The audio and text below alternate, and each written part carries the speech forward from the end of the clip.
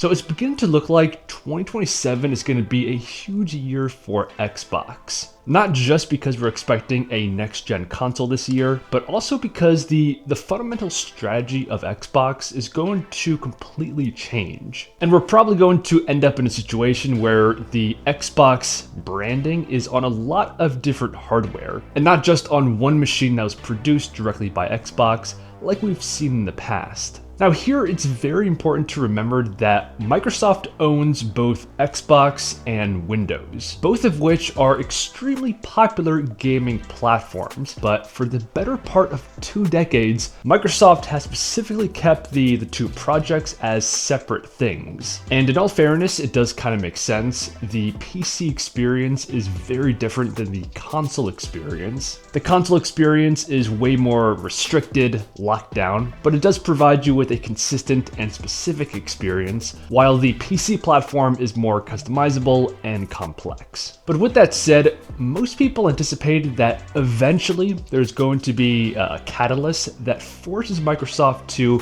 essentially combine Xbox with the Windows operating system. And it looks like that catalyst finally came in the form of handheld gaming PCs. These devices, like the Ally, the Legion, are essentially PC console hybrids. And the fact that they have blown up in popularity so quickly over the past couple of years has proven to Microsoft that this concept is viable and something that people actually want. But at the same time, this rise of PC handhelds also showed the limitations, which mostly come in the form of the software. And the obvious solution here is to merge and combine Xbox with Windows. And that is exactly what we saw with the latest Asus Xbox Ally X gaming handheld. This device was a collaboration between Asus, a private PC hardware maker, with Xbox, and the whole point of this collaboration is to enhance the software experience by closely integrating the Xbox experience on a Windows platform. Specifically, this does 3 key things.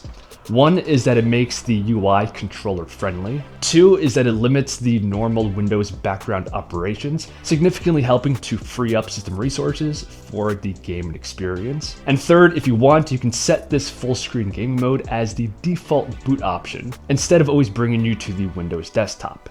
But of course, this is fully customizable and you can toggle between the full screen gaming experience and the normal full-blown Windows operating system. And it looks like in the very near future, early 2026, this setting is going to be available on essentially all Windows PCs, with the Asus Xbox Ally X simply being the first such device to actually do this. And this would represent a huge change in the strategy of Xbox. Instead of being one console produced by Xbox every couple of years, it looks like they could move in the direction of Microsoft's own Surface line of products, where the company still does have their own first-party line of hardware, but other third-party PC makers can make their own version of that device. So as this feature develops more, I fully expect to see third-party companies like Asus, Lenovo begin to roll out more devices with the Xbox branding, from handhelds to Xbox branded laptops and even potentially desktop PCs. And again, in this scenario, we would still expect a first-party Xbox device from Xbox themselves. And this was recently confirmed when the president of Xbox, Sarah Bond, disclosed that the company is officially beginning work on their next-gen Xbox hardware. It looks like this is going to be released in 2027, right alongside the PlayStation 6, and it was also confirmed that this next-gen hardware